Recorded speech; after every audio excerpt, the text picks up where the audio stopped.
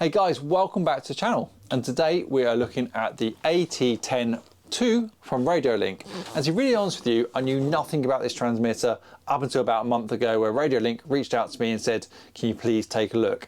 So I said, sure, that's absolutely fine, as long as I can give my unbiased review, which is what we're going to do today. So we're going to unbox it, check it out, have a little look at the software. Then next time round, we're going to set up in a model and take it flying. So this is going to be a two-part video series reviewing this transmitter. Let's get it unboxed.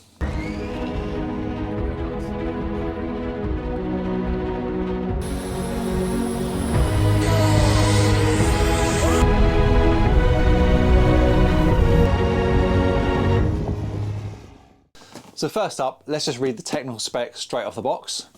So features DSSS and FHSS hybrid dual spread spectrum, about 4,000 meters control distance, 12 channels to suit for helicopters, fixed wing, gliders, multi-rotors, cars, boats and robots. Interesting, they've listed that. 4,096 precision, the regular jitter is 0.5 US, S-bus, PPM, PWM signals possible, working at the same time, low RSSI alarm setting, voltage, GPS speed and etc. information telemetry. It's a whole bunch of stuff listed on the box there. Some of that, I'm not even sure what it means, but let's just get it unboxed. So what do we have? We have a quick start guide in multiple languages. EU Declaration of Conformity, all very good. Bunch of stickers, do like some stickers. They'll be going up on the wall later on. That's cool, and then on to the good bit. So here we go. So let's start off with what's in the box. So they've got included a receiver for me because I wanted to take this flying. So this is the R12DS. It's a little bit different there. So all the channel numbers down the side there, up to 12. Let's move this plastic. Oh, I do like doing that. So we can see it a bit clearer and get you in focus. There we go. So this again is the first time I've seen this. So we've got S-bus on there as well. Got an input in the middle there, which I think is for telemetry. We'll take a look at that. And then servos down the side here. Got 3 to 12 in blue, and also 1 to 11 in red. So I'm not sure what the blue is. Blue LED, S-bus, other different voltages. So let me do some research on that and confirm. We'll do that when we put it into the model. They've also included this tiny little adapter here, which I believe is for telemetry. And again, we'll get that set up as well. Super thin, super light. I normally don't like using things without a case on them, but to be honest with you, that's okay. It's been wrapped up in plastic, weighs literally nothing. Let's have a look at the transmitter.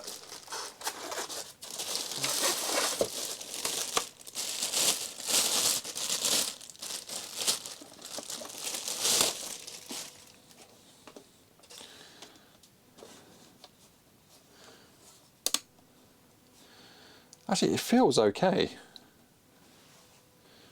So I fly sticks, those of you that follow me will know that. So I fly fingers and thumbs, not sticks, fingers and thumbs rather than thumbs. It's comfortable to hold, it's light. Let me give you a close-up look. One thing people struggle with normally is the distance here in between these two switches.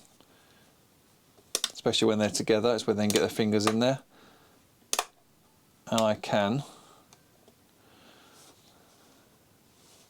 mean guys, bear in mind this is I can say entry-level transmitter, that's probably a little bit unfair. But it isn't a very, very expensive transmitter, that's probably the best way of putting it. We'll bring this up again on the website. I think these retail about £160, so probably under 200 bucks if you're in America. You can buy them via Amazon.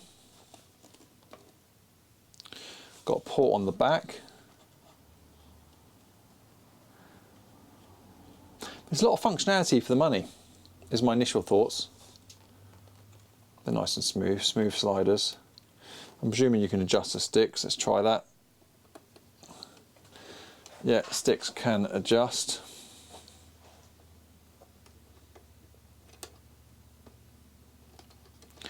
Bring the two parts together to tighten them back up.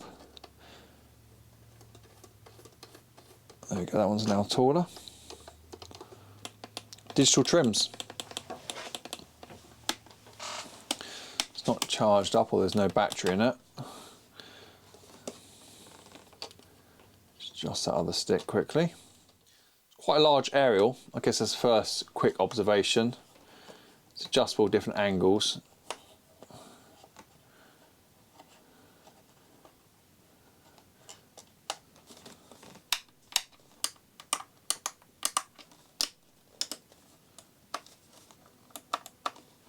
Has all your switches and bits and pieces you'd want.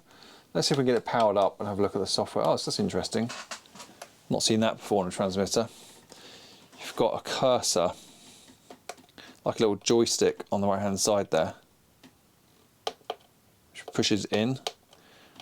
I can move right, left, up, down, and you also have a dial here, which also pushes in. And then you have a mode button and an end button there. So let's see what the software's like, because I guess for me, when I'm choosing a transmitter or I'm reviewing transmitters, there's a couple of things that really have to tick the boxes for me. First off is how it feels. So I want it to feel comfortable in my hands. I want, you know, 'cause that's how you're holding it, you're flying it. You want to be able to get to switches easily. You want the gimbals to feel good. You want the switches to feel good, but it's got to just be comfortable. If it's uncomfortable, it's going to impact your concentration or whatever you're doing, whether you're flying helicopters, planes, turbines, whatever it may be, or using it for robots or whatever it may be. You want the transmitter to feel comfortable. I always fly with a strap, with a neck strap, just to hook onto here, just to take some of the weight off, and just so I can relax my fingers a little more. It makes it easier to get my fingers around the transmitter. So this does feel comfortable. I'll give it that, and it's not heavy. I need to check where the battery's in though, but it's not heavy at the moment. So it feels comfortable. It feels smooth as well. The second thing that I look for on a new transmitter or any transmitter is the software.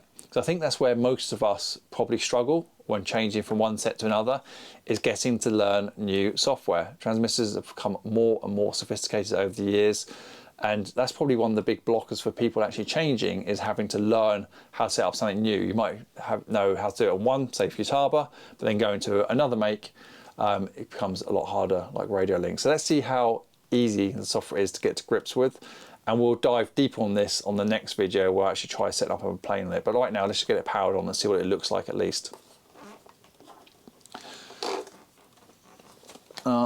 I will also have a quick look what's left in the box. We have a Radiolink strap. That's cool. Joe, I like they've included that. Especially somebody who uses a neck strap all the time. I like the fact there's one in the box, and I like the fact it's branded. So definitely a tick there. Oh, microphone's in the way. It's probably not going to be the right length for me, but let's just try it out. Now that is about where I fly. Maybe a little bit high, so adjust it very slightly. Some people fly really high, some people fly really low. I'm kind of in the middle, so my arms are that kind of angle. So maybe a little bit low for me, but yeah, well done for including a neck strap.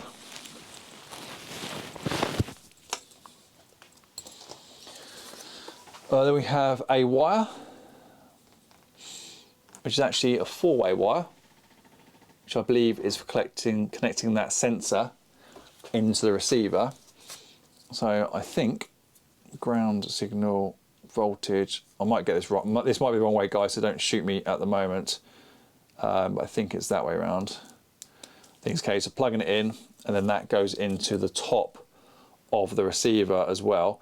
I'm not going to do that right now. I'm going to cover that off, so like I said, in this next video. We're going to put all this inside one of my planes, and then we're going to take it flying, so I can see what it's actually like to use out in the field, so to say. And then we have sort of a ratchet. So this is a hook and spring for throttle stick to be self-centered. Okay, that's cool. That's cool, that's included. So this might be for the heli boys. Guys, correct me, put it in the comments below. But if you want your throttle stick to be self-centered like this, the one on the right is, so in the middle, on a spring, they include the part for you. So obviously means taking it apart and putting it in there. Guys, by the way, if you want to know how to do that, you want me to show you how to do that, put a comment down below in this video and I'll do that as a third video. I'll do taking it apart and trying to attach that. We'll do that. So but let me know in the comments if you want it. If you don't want it, don't worry about it. I won't do it. But it's cool that it's included. So let's get this powered up. Ah, there we go. That's interesting as well. A little QR code underneath for the manual. More and more people are doing that now. I've noticed there's less and less manuals included in the box. But back in the day, you used to get great big thick manuals. But now it's a case of doing a quick start guide and a link to an online manual. And the reason why they do that is because it's easier to update the online manual. Obviously, it's not printed. You don't have to send out distribution copies. You save on costs. And if there's a mistake in it, update it one place. And this QR code is still going to get you the latest version of the manual at all times. So we'll scan that later on and bring that up on the screen. Just so you guys can see it. USB port on the side, I've just noticed, probably for charging. But let's have a look at what's inside here. Ah, this is what I thought. Okay, so I said I'd give an honest review. I don't like that, to be really honest with you. So this is, I guess there's two ways of looking at it if I try and stay positive. So this is, like, I'd say almost like old school. You put 8 AA batteries in there, and that acts as a power pack. Then the power pack powers up the transmitter. Now what you can do instead is you can get a separate battery, sold separately I imagine, plug that in there and use I guess like a normal transmitter, a battery that you can recharge, close the lid back up and then charge it off the USB port on the side. But they've included this instead of a battery. I guess that is a way of bringing the cost down. Now this transmitter does retail I think around about 150. I'll bring that up on the screen for you now, just so you can see, to make sure I'm right. So I don't initially like that. Now I'd rather they included an actual proper NiCad inside there, so it's ready to go, and a charging wire as well, USB charging wire. Now I don't mind having a wire like this, which is what Futaba do, where it hasn't got a plug on the end of it. I mean, that's kind of the standard now, but ideally a plug, you know, which I guess does add complications if you're global, because all different plug types, but ideally a plug, and then also the wire which plugs inside along with the NiCad is what I'd prefer to see. But we haven't done that, so let me go and find some batteries. I've literally just raided Finn's Toys, that's my son, to find some batteries that'll go in this. I've got a mixture of rechargeable batteries, normal batteries, different makes, whatever. Let's just get them inside the transmitter. So it's AA's and it takes 8. Just make sure you pop them in the right way around. It is labelled on the battery holder.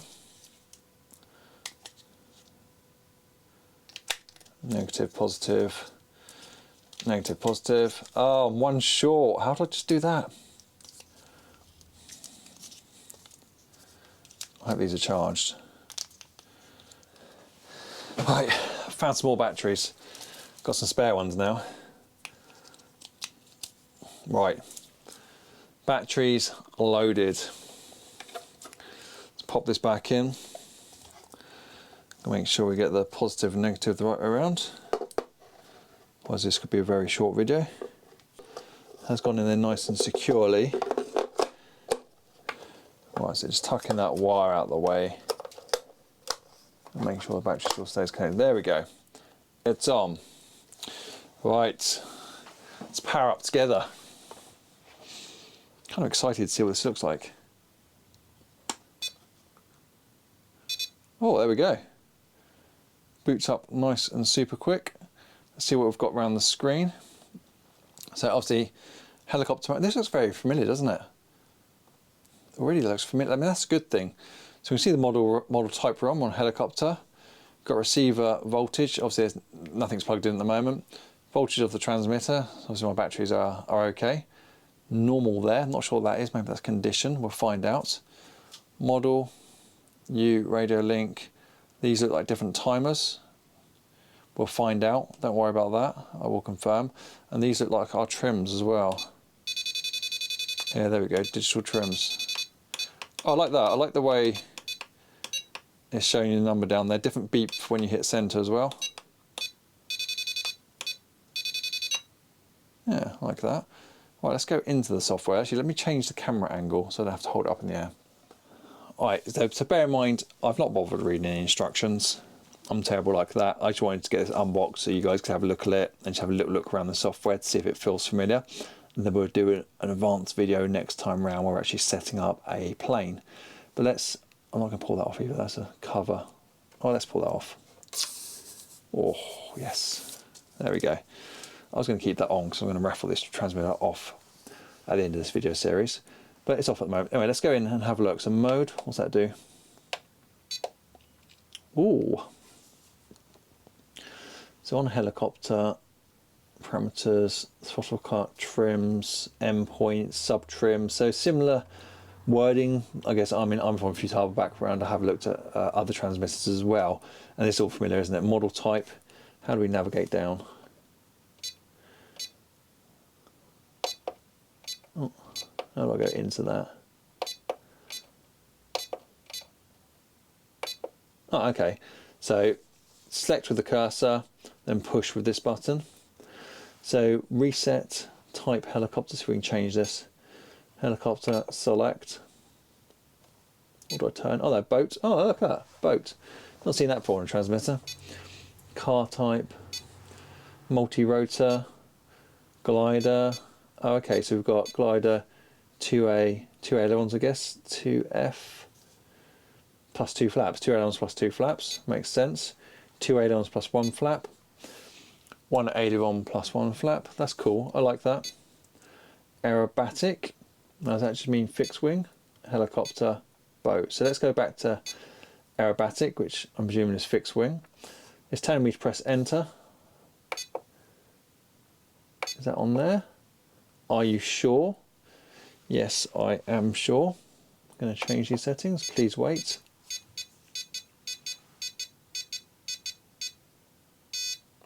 Okay, so it looks like it's now changed the model type to aerobatic, as they call it. Aileron 2. Oh, let's go back. Let's go back down one. Sorry, because let's look at this next option here. Aileron 2, channel 6 or channel 7. Okay, so we're going into a bit of setup here. I was just interested to see 6 and 5, 6 or 7. Okay, so let's come out of this. Let's go end. Have a look at a few other things we've got on here without us doing a full review at this stage. Sub trim. Okay, so we can see the channel there we want to trim and how much we want to apply. Scroll down. Okay, so yeah, it looks fairly intuitive, which is what I'm trying to get across here. There's sub trims, that's the channels we're on, and it actually tells you the channel number there as well for when you plug into a receiver, all the way through to 12 channels. I'm happy with that. That looks straightforward. Model type we've done, model select. So I think you can have 12 models on this. Let's have a quick look. Select one model, or you can do copy and you can name as well. So we'll do that when we do a setup. What else is on here? Sub trim, reverse, looks familiar. Exponential, throttle cut, idle down, trims, FS, auxiliary, timer, trainer. This, by the way, supports wireless training. So if you've got 2 of these, I believe you can wirelessly connect to each other. You don't need the lead, and you can have a master and a slave and train people, which I think is pretty cool. Other manufacturers have only just cottoned on to wireless training, so it's good that these have already got it built in. Logic switch, servo, what's that in there?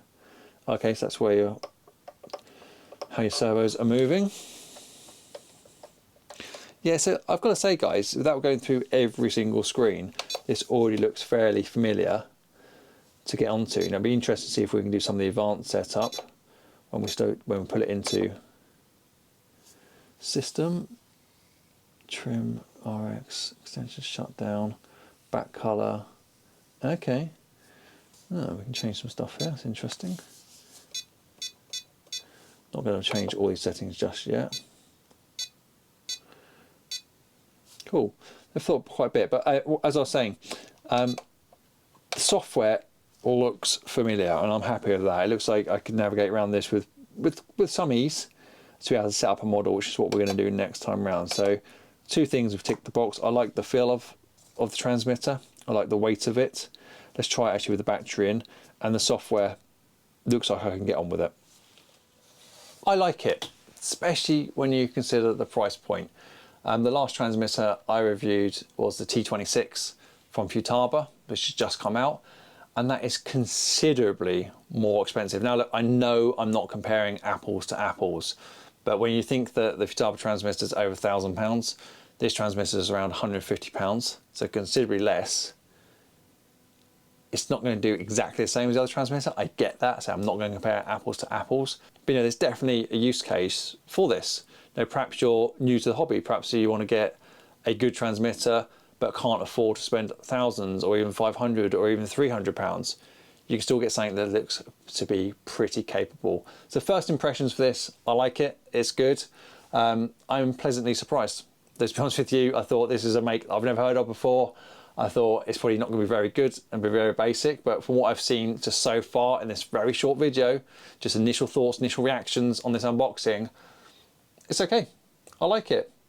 So let's see how easy it is now to get this receiver.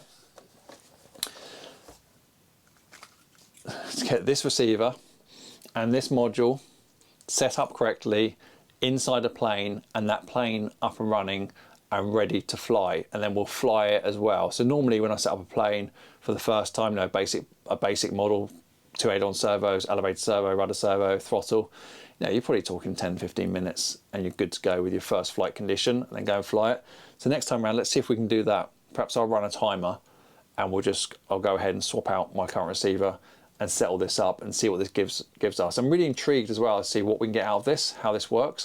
It looks like this plugs directly into the LiPo, into the battery, and I want to see what data comes through and how it's displayed on the transmitter as well, and what alarms we can set up on the transmitter as well based on the data that's coming across over the wire. So that's pretty interesting. I've not done a lot of telemetry before, so it'd be interesting to play with this. Again, that is super light. This is light as well. So yeah, so that's what we'll do next time round. So that was a quick video, a quick unboxing. Thank you to Radiolink for sending this across. Again, they haven't sponsored this, but they have provided a transmitter for me just to give an unbiased opinion to you guys. So yeah, thumbs up, but please like and subscribe. Check out the next video on this, and if you want to go more videos on it, or if you've got ideas that you want to find out about it, just put it in the comments down below and I'll try and answer them in the next video, or I'll do a separate video on that topic for you. Guys, see you next time around.